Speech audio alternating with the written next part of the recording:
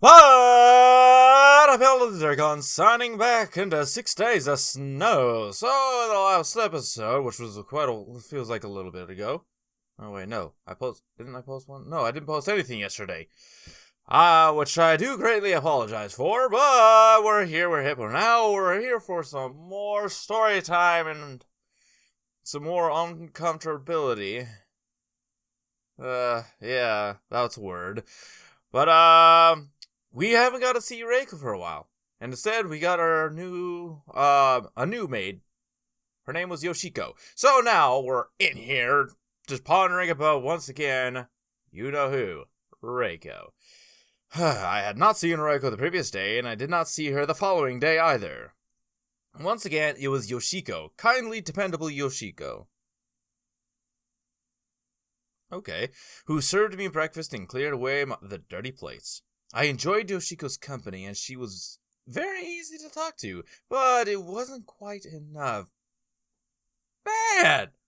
How greedy are you getting right now? She wasn't Reiko. Oh, no! No! Not this! No, we're not. No, let's not go back to this, please! Please! I went for a walk around midday after staring most unproductively at a sheet of blank paper, then the inside of my head. What? Okay. The walk, however, did little to improve my mood. I couldn't compose, I could hardly even think. My brain was full to bursting, and what little snatches of poetry I managed to sound forth were far too overwrought, melodramatic, and melancholic. I kept thinking about Reiko. Normally I'd be like, yeah, go for it, buddy. Think about her. Yeah, but in this kind of scenario, it's just like, should you be doing that? Isn't that highly looked down upon?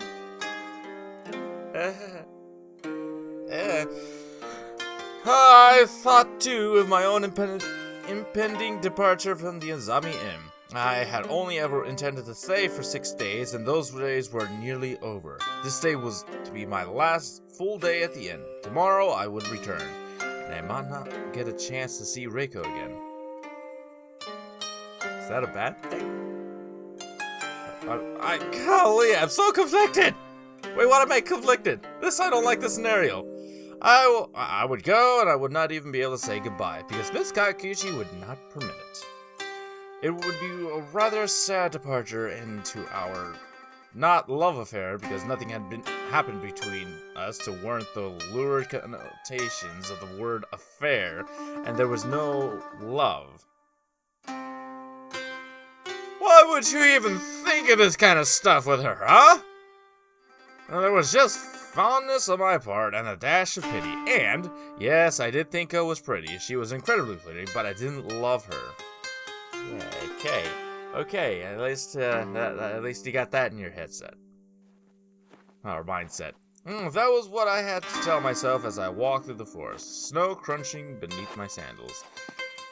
We're gonna run into her, aren't we? I did not love Reiko because I could not afford to. I was too old to love so impulsively, and in any event, we hardly knew one another. The age difference was too great, and we were too far apart in experience, and I had Sachiko. Yay! He's starting to get it! Ha ha ha! Yay! Reiko, meanwhile, had her mother. I mean, her mother might love her a little too much, but anyways, yeah, he's starting to get it. He has Sachiko. It was for the best, surely. If Reiko stayed with Miss Kakuchi loved Reiko more than I ever could. She loved her so greatly she would never let Reiko go. And that's kind of the bad part about the love between mother and daughter of Reiko and Kakuchi. To me, that's kind of sad, really. People need to learn to let go, I suppose, sometimes. Okay, this thought was so very upsetting I found myself sighing. It was a deep sigh pulled from the very depths of my lungs that left me feeling breathless and almost dizzy. I glanced around. I was surrounded by snow in every single direction. It was pure and white and unblemished. Yeah, because you're in an area where it's just gonna constantly snow until summer rolls around. Because I'm pretty sure it's gonna pop out in the spring too. It seemed like the landscape would never change, but I knew that was a lie. There was nothing more mutable than snow. When the first snow falls, we feel that it will last forever, but winter always inevitably gives way to spring. Oh, so it will melt in spring. Oh, okay, I thought that was the area where it's just going to constantly snow. Okay, one day, a day I would not witness, because I would be back in Tokyo. The snow around the Azami Inn would melt, ushering in flower blossoms in the sunlight of spring. And Reiko. We're back to Reiko! Why? Why? She would still be here. I'm trapped. When I thought of what Reiko would do after I left, the hurt was so keen it felt like my heart had been pierced with a needle. But I still did not love her. I repeated this in my head like a mantra. It was a tessellating pattern that could duplicate itself in... Fuck. If I read enough manga and watched enough anime that I know where this is gonna go. It doesn't ever work out like you want it to. Especially with the person who keeps saying, I don't love this person, I don't love this person, I don't love this person, I don't love this person, I love this person, I love this person, I love this... Wait, what am I saying? Oh no, maybe I do love this person. That's literally how it's gonna end up. I did not love her. I could not love her. Oh boy. I resigned myself to spending my last day at the Azami Inn in a state of deep unproductiveness, doing nothing, thinking little, and feeling far too much. I had...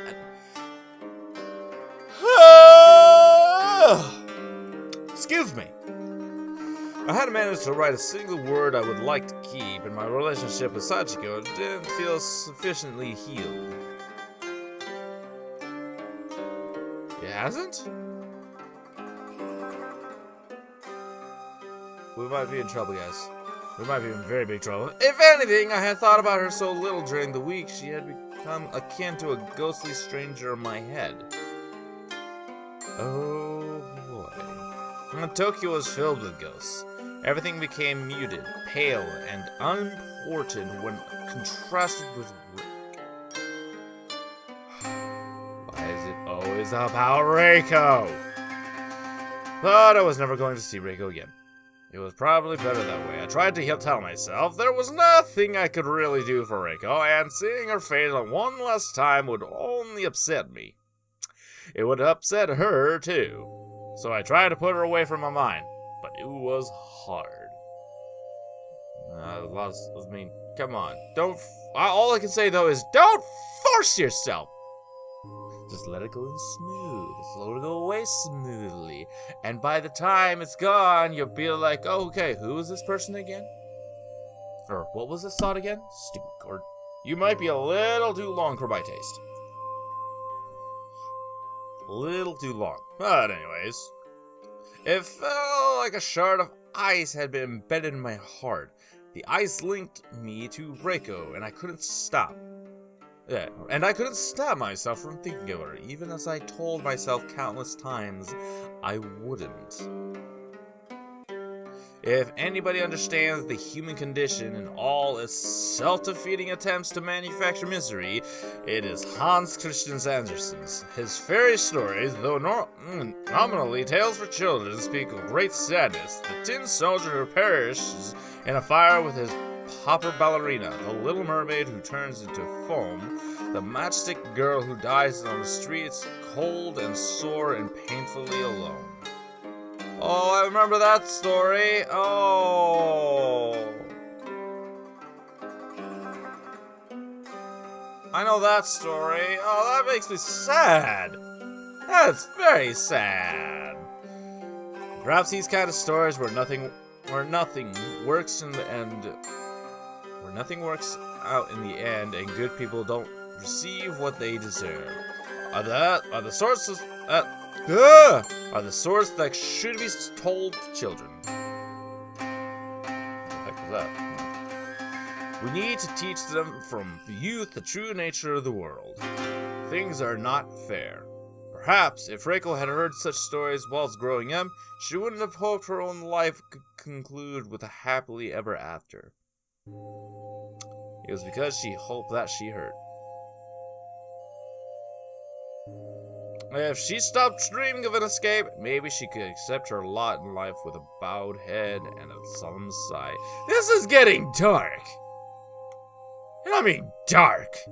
And I'm not liking it. But still, she kept on hoping. I wonder if I had encouraged her hopes. Had my arrival at the Izami Inn added metaphorical wood to the proverbial fire? In the grand scheme of things, we were still strangers. We had only spoken a handful of occasions, and we knew precious little about one another. I was only obsessed with Reiko because she was young and pretty and interesting, like a heroine from a Soseki novel. She was so pure and perfect it seemed impossible she would meet with anything other than an unhappy ending. Being a writer, I had certain affinity for unhappy endings. Reiko, meanwhile, was only giving me attention because she had nobody else to give attention to. I was her last resort, the end of the line, so to speak, before the cracks were swallowed by the snow. She did not love me. She could not love me.